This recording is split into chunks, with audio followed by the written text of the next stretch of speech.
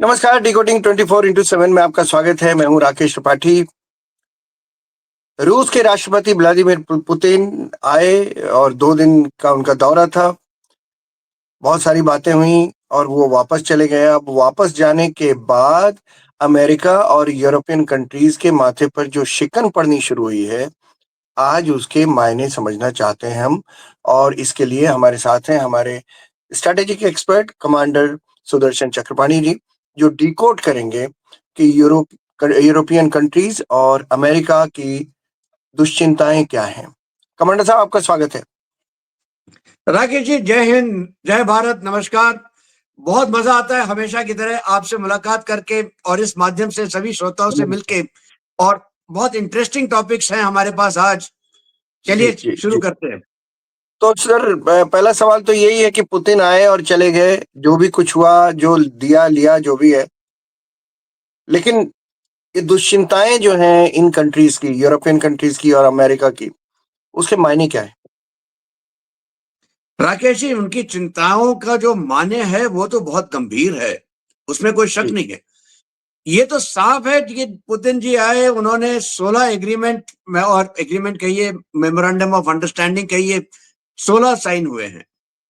ये तो हम सब जानते हैं कि साइन हुए थे, लेकिन इंपॉर्टेंट ये है कि क्या नहीं बोला गया, किसके बारे में बात नहीं हुई।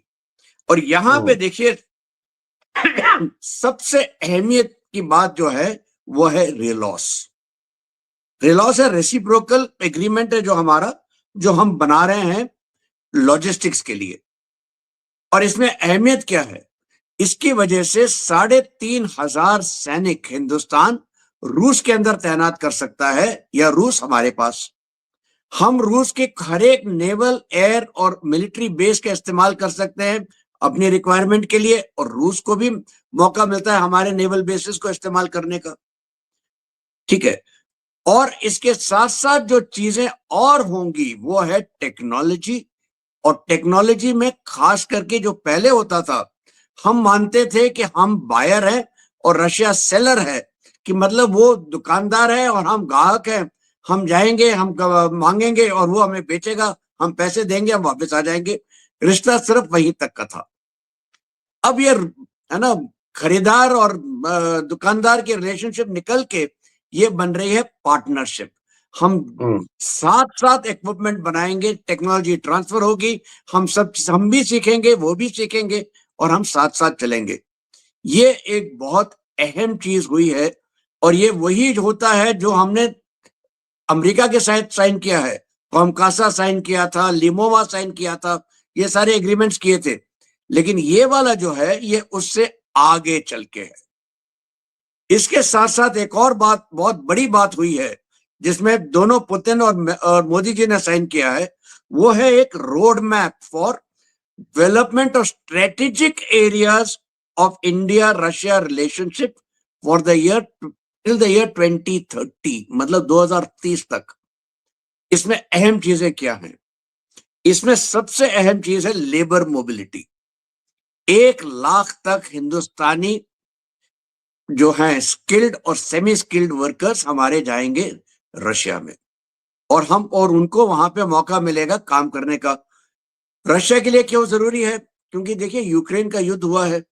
यूक्रेन के युद्ध में काफी सारे उनके जो मेल्स हैं, उनका वर्कफोर्स जो है वो अब नहीं रहे।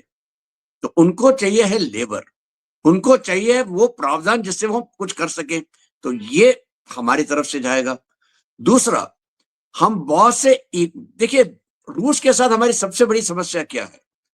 हमारा $65 बिलियन का ट्रेड है, लेकिन हम्म, इसमें से 60 बिलियन तो हम रूस से लेते हैं। मतलब बहुत ही ज्यादा रूस के फेवर में है बैलेंस ऑफ ट्रेड। इसको ठीक डेफिनेटली। करना है। इसको ठीक हम कैसे करेंगे? भाई, हम आदमी देंगे। हम अपनी फैक्ट्री फर्टिलाइजर बनाने की रूस में लगाएंगे, ताकि हम वहां से गैस ले सके, वहीं पे हम फर्टिलाइजर बनाएंगे। फर्टिलाइजर इंडिया पे आएगा, ये सैंक्शन के अलग होगा क्योंकि हमारी कंपनी है। तो हम वहां पे फर्टिलाइजर बनाएंगे। हम रूस को कहते हैं अब हमसे मशीनरी खरीदिए, हमसे मैन्युफैक्चर्ड गुड्स लीजिए, हमसे इलेक्ट्रॉनिक्स लीजिए, हमसे मोबाइल लीजिए।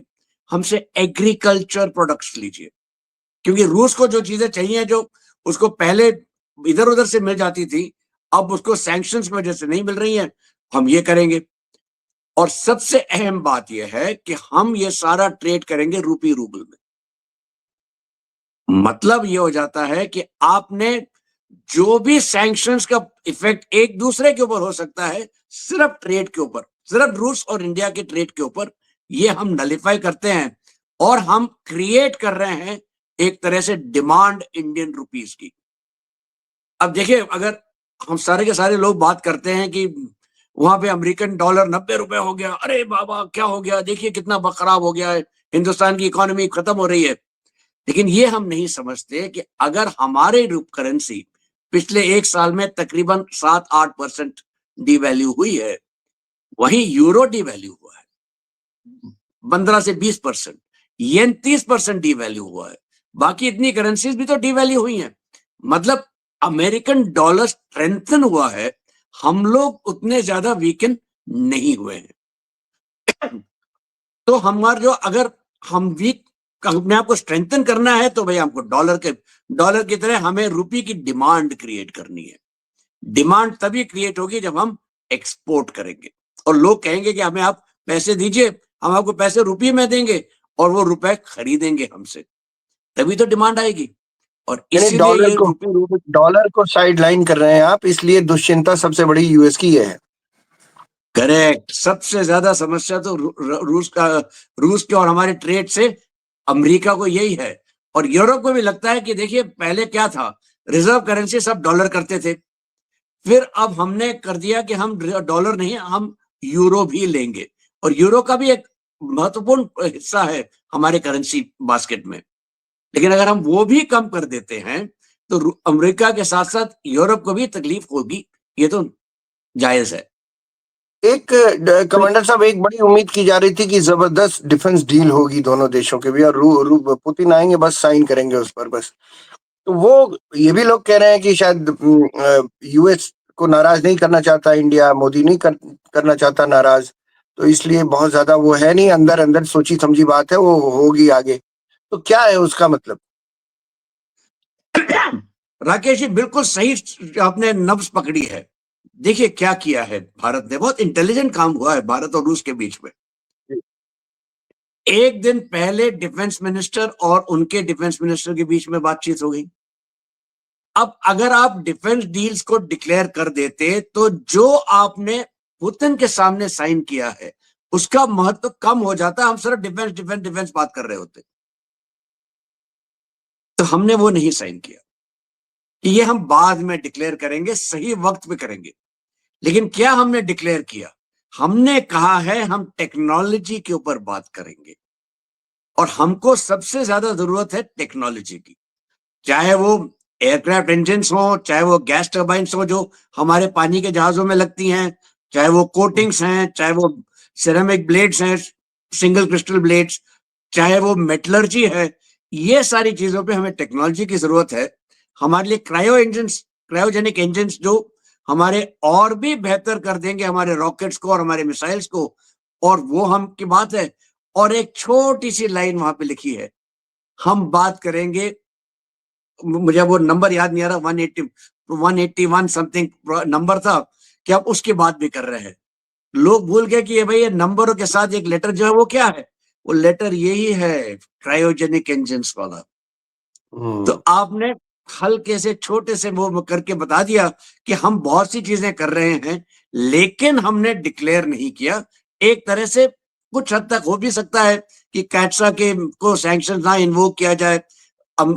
यूरोप के साथ अभी फ्री ट्रेड एग्रीमेंट साइन होने वाला है मुश्किल से 1 महीने के अंदर, तो हम उस सब के बाद धीरे धीरे ये सारी चीजें निकालेंगे। एक अहम बात ये भी है, ये देखिए Su-57 की बात बहुत हो रही थी। Su-57 एक सिंगल सीट फाइटर है और हमारे लिए ज्यादा अहमियत रखता है Su-57D, वो ट्विन सीटर है, वो अंडर डेवलपमेंट है, ऑलमोस्ट रेडी है, अगले साल उसको अनवेल किया जाएगा। हमारी दिलचस्पी जो होगी उसमें, क्योंकि Su-30 में हम दो पायलट इस्तेमाल करते हैं ताकि वर्कलोड शेयरिंग हो जाती है, और यही चीज अगर कंटिन्यू होती है Su-57D के साथ, तो हमारे लिए बहुत फायदेमंद होगा। कमांडर साहब, एक चीज और भी आई है सुनने में अभी कि यूएस की नई डॉक्ट्रिन के बारे में बड़ी बात हो रही है और कहते हैं ये भारत के लिए फेवरेबल है। और ये क्या है और इसके क्या मायने हैं? देखिए, ये बहुत इंटरेस्टिंग डॉक्ट्रिन आई है और ये भी उसी दिन रिलीज की है जिस दिन पुतिन हमारे पास लैंड कर रहे थे, मतलब 4 दिसंबर को। अच्छा। 33 पेज की ये डॉक्ट्रिन है, जिसमें से 6 पेजेस सिर्फ चाइना के लिए है। मतलब अमेरिका साफ साफ बता रहा है कि उसका प्रतिद्वंदी जो है वो चीन है। उसने अमेरिका ने यह भी कह दिया है कि चीन जो है उभरता हुआ देश नहीं है, वो अब हमारे बराबर का हो रहा है या करीब करीब हमारे बराबर का हो गया है। एक्नॉलेज तो किया। एक तरह से साफ बता रहे हैं कि चीन के साथ हमारी जो जो भी हम कर रहे हैं, हमें चीन को अंकुश में रखना है, ये उसमें साफ लिखा है। दूसरी साफ बात है कि उन्होंने मनरो डॉक्ट्रिन एक हुआ करती थी, राकेश जी आपको याद होगा कि मनरो जी। डॉक्ट्रिन के हिसाब से उन्होंने कहा था कि वेस्टर्न हेमिस्फीयर मतलब अमेरिका जो है, नॉर्थ और साउथ अमेरिका, ये हमारा एरिया है, हम किसी और को इसमें नहीं आने देंगे, किसी और को हाथ नहीं डालने देंगे। हाथ कौन डाल रहा है? चीन। अब चीन को अंकुश लगा रहे हैं, ठीक है।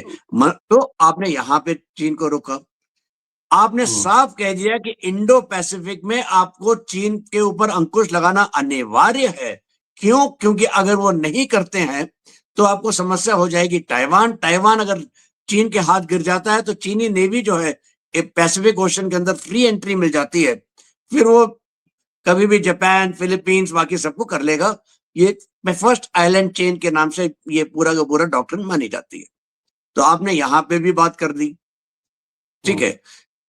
एक अहम बात और उन्होंने कही है अपने एलाइज के लिए।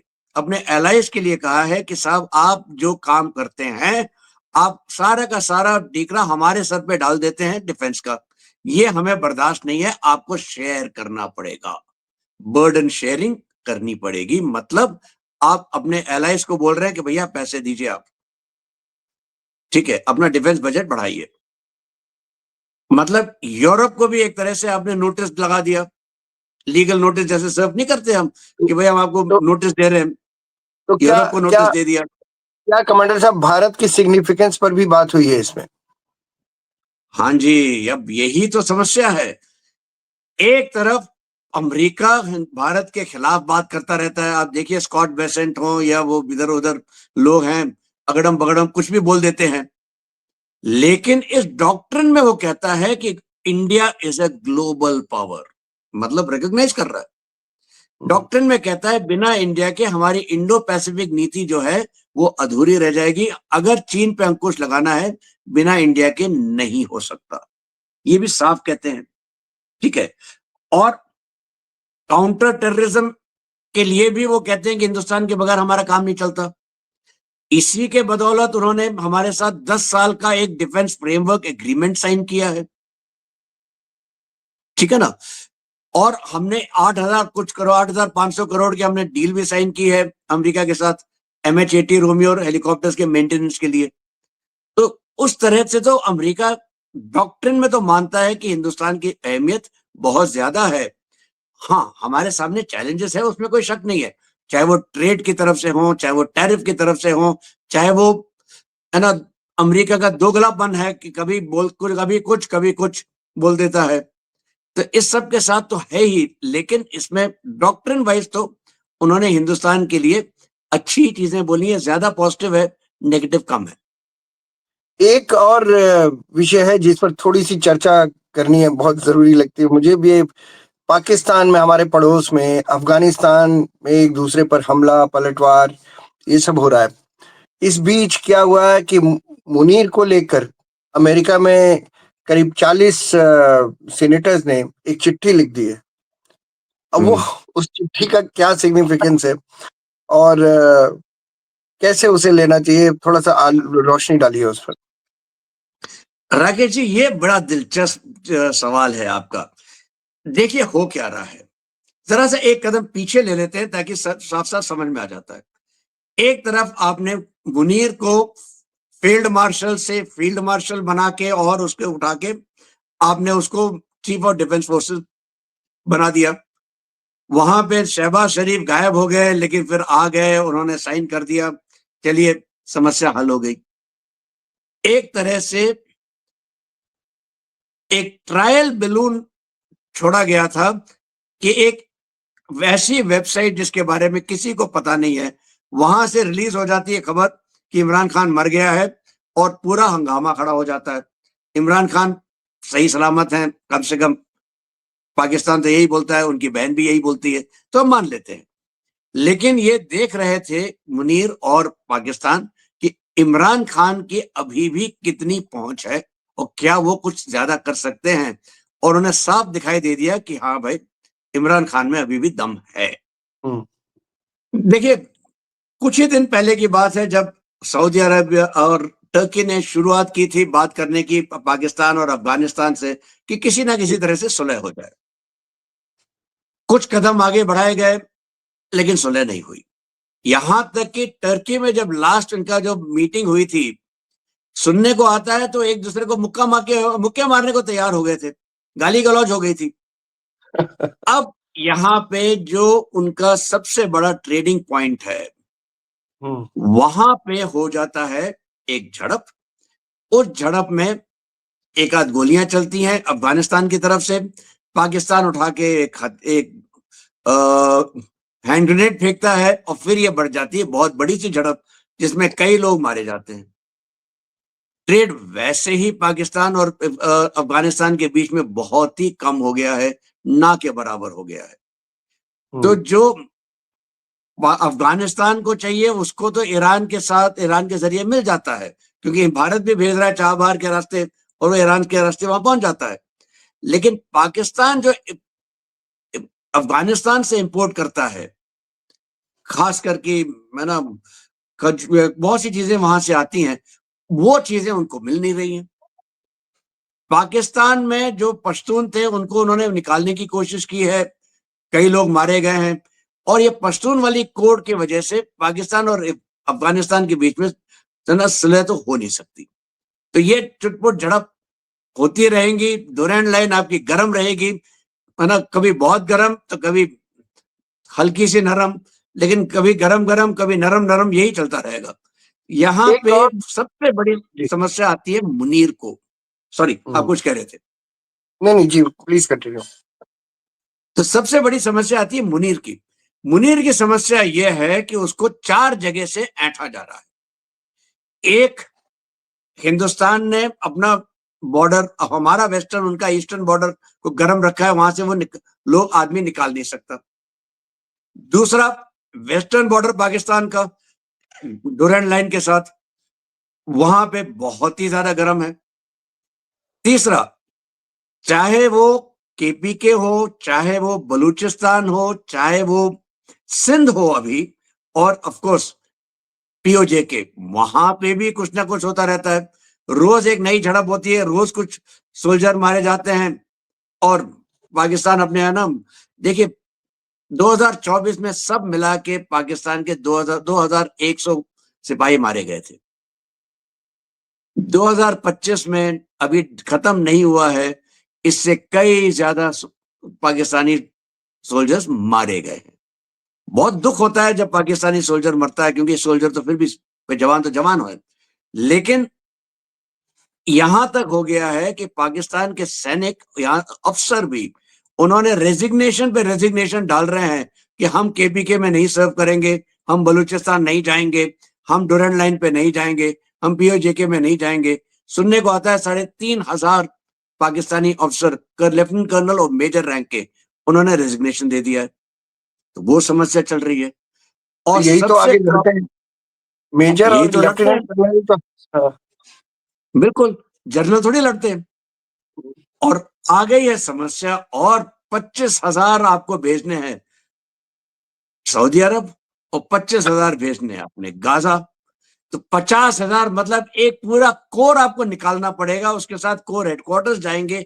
कहाँ है उसके पास आदमी? और उसके बाद अगर आदमी नहीं है और ये नहीं कर सकता, तो डीकरा किस पे फोड़ेगा? अब तो शहबाज शरीफ भी नहीं है क्योंकि ये सीडीएफ बन गए। बात सही है। मुश्किल में है, परेशानी में है पाकिस्तान, नो डाउट, लेकिन ये सारी परेशानियाँ उसकी अपनी खड़ी की हुई हैं। एक आखिरी सवाल, टाइम चूँकि कम है, तो मैं चाहता हूँ आप बस छूते हुए निकल जाएँ, अगर बताते हुए निकल जाएँ। इंडिगो की समस्या अभी आई थी और बहुत सारे लोग, मेरी बातचीत हुई तो वो कहते हैं कि इसमें विदेशी साजिश भी हो सकती है, चूँकि उस समय पुतिन का आना था उस समय।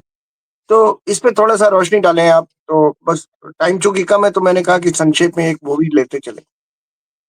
राकेश जी, बिल्कुल संक्षेप में यही कहना चाहता हूँ ये टाइमिंग बड़ी दिलचस्प है और ये टाइमिंग के पूरा ये देखिए क्या हो रहा था। हमारे पास स्पूफिंग के मौका हो जाता है, जिसमें दिल्ली एयरपोर्ट में समस्या होती है, दिल्ली में नहीं बॉम्बे में भी हो जाती है, कलकत्ते में भी हो जाती है और काफी फ्लाइट्स कैंसिल होती हैं। ये 1.5-2 हफ्ते पुरानी कहानी है।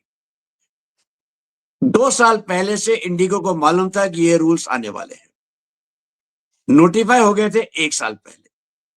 आप जानते थे इस तारीख से शुरू होना है, आपने फिर भी कुछ नहीं किया।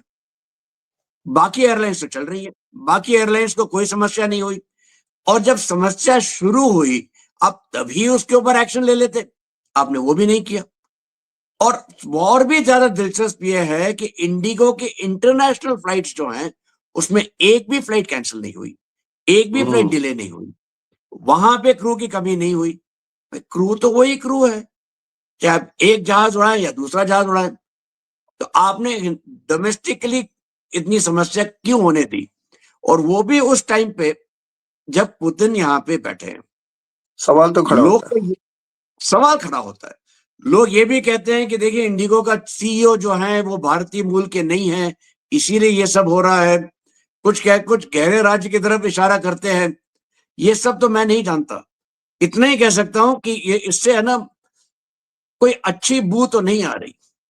लग तो रहा है कि कुछ ना कुछ गड़बड़ है कुछ न कुछ और ये गड़बड़ है। जब इन्वेस्टिगेशन होगा तो मालूम पड़ जाएगा।